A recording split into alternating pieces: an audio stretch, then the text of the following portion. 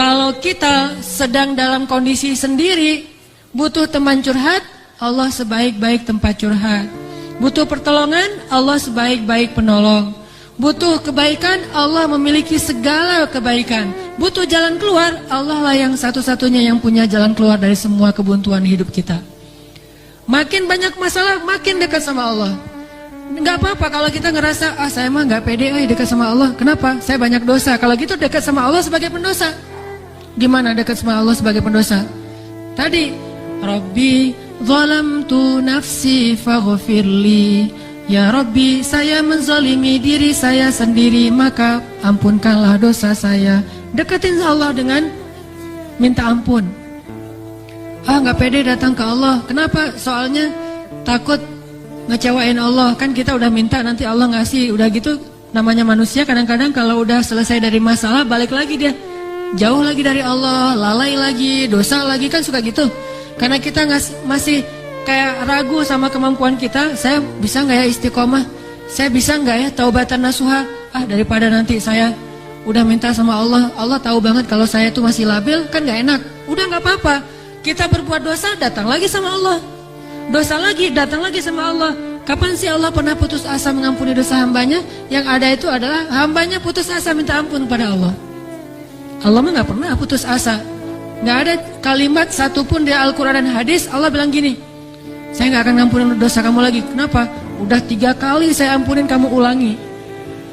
Nggak pernah Allah ngomong kayak gitu. Baik di Al-Quran nggak pernah, di hadis nggak ada. Baik hadis Nabi nggak ada, hadis Qudsi juga nggak ada. Nggak ada cerita Allah itu ketika kita datang pertama, ya diampunin. Datang kedua, udah deh. Datang ketiga, ini terakhir ya. Allah nggak pernah ngomong gitu kan? Pas yang keempat, tidak ada maaf bagimu. Nggak ada Allah ngomong kayak gitu. Selalu, wahai hambaku, Qul ya ibadiyalladzina asrafu ala anfusihim. Katakan kepada hambaku yang sudah banyak dosa dan menzalimi diri sendiri. Qul ya ibadiyalladzina asrafu ala anfusihim. Allah tuh baik banget loh sama kita. Allah tahu kita banyak dosa, tapi Allah masih manggil kita tuh ibadi, hambaku gitu coba. Itu panggilan lembut loh dari Allah. Allah kalau kasar panggil nama, ya Hanan, itu kasar tuh. Tapi ya ayah abdi itu lembut. Sama kayak Aisyah kalau marah sama Rasulullah manggilnya Muhammad. Aisyah, ini kata Aisyah sendiri, Aisyah radhiyallahu anha. Jadi kalau Aisyah manggil Rasulullah, ya Rasulullah, itu lagi enak tuh perasaannya, lagi moodnya lagi enak. Tapi kalau ya Muhammad, itu lagi marah. Tapi Rasul dipanggil Muhammad biasa-biasa aja ya. Kita mah kalau dipanggil nama, istri celaka nih, durhaka segala macam, keluar dalil. Nabi aja yang punya dalil nggak pernah ngeluarin, kita yang nggak punya dalil suka ngeluarin, kan aneh tuh. Hadis itu ucapan siapa? Ucapan Nabi kan? Ucapan saya apa ucapan Nabi? Lalu kenapa saya lebih sering mengeluarkan hadis itu daripada Nabi? Kan aneh tuh. Nabi aja yang ucapan beliau sendiri, hadis beliau sendiri, nggak pernah ngeluarin hadis-hadis tentang istri harus kayak gini untuk ngedidik istrinya supaya istrinya tunduk. Nggak. Nabi mah ngeluarkan hadis itu kepada kaum muslimah dalam suasana yang nyaman. Tapi kalau lagi marah nggak mau pakai hadis, nggak mau pakai ayat. Kita kalau lagi marah, ayat hadis keluar semua tuh. Jadi taklim kita itu bahan untuk marah gitu. Kalau lagi marah terus aku keluarin nih ayat-ayat yang kemarin saya dengar di ta'lim. Allah tuh baik banget sama kita. Udah banyak dosa masih manggil abdi, ibadi. Kalau yang banyak mah, Qul ya ibadiyalladzina asrafu ala anfusihim. Katakan kepada hamba-hambaku, sama kayak ibu manggil ya Bunayya, wahai anakku, anakku. Udah sering ngecewain ibunya, masih dipanggil anakku, nggak dipanggil nama. Saking maha baiknya Allah kepada hamba. Katakan kepada hamba-hambaku yang melampaui batas. Arti melampaui batas berarti dosanya tuh udah nggak kehitung, udah banyak banget. Dia buat zina, dia membunuh, dia minum khamar, kalau sekarang narkoba, dia pokoknya durhaka, ninggalin sholat, semuanya dia lakukan, termasuk perdukunan, syirik. Tapi Allah masih bilang, Qul ya ibadiyalladzina asrafu ala anfusihim. Apa pesannya? La taqnatu min rahmatillah. Jangan putus asa minta ampun sama Allah. Coba, gak pernah Allah putus asa ngampunin kita. Yang ada kita putus asa minta ampun sama Allah. La taqnatu min rahmatillah. Jangan putus asa minta ampun sama Allah. Innallaha yaghfirudz dzunuba jami'a. Allah mengampuni dosa semuanya. Semua dosa diampuni. Tapi saya Allah pernah syirik. Innallaha yaghfirudz dzunuba jami'a. Saya pernah berzina ya Allah. Yaghfirudz dzunuba jami'a. Saya pernah durhaka sama orang tua ya Allah. Yaghfirudz dzunuba jami'a. Saya pernah minum khamar, saya pengedar narkoba ya Allah. Yaghfirudz dzunuba jami'a. Saya pernah mencuri hak orang lain ya Allah. Yaghfirudz dzunuba jami'a. Semuanya diampuni. Memangnya ada tempat lagi bagi kita untuk lari dan berserah diri kecuali kepada Allah?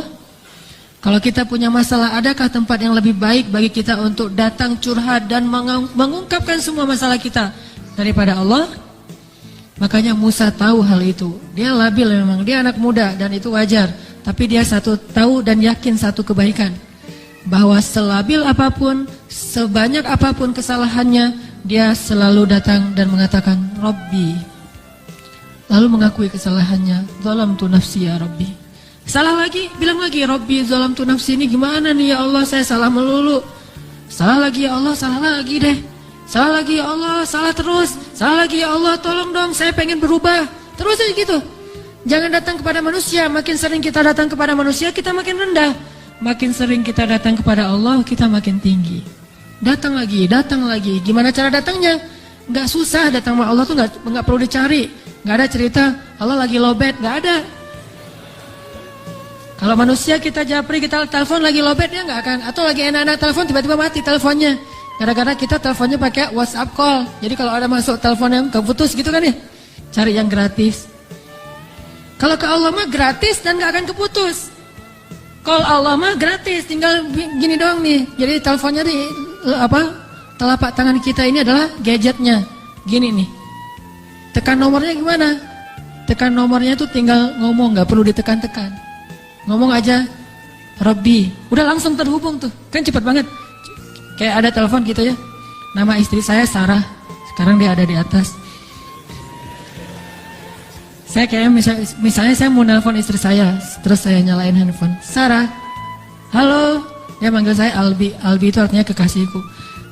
Albi gitu kan. Ada nggak telepon kayak gitu? Bisa nggak?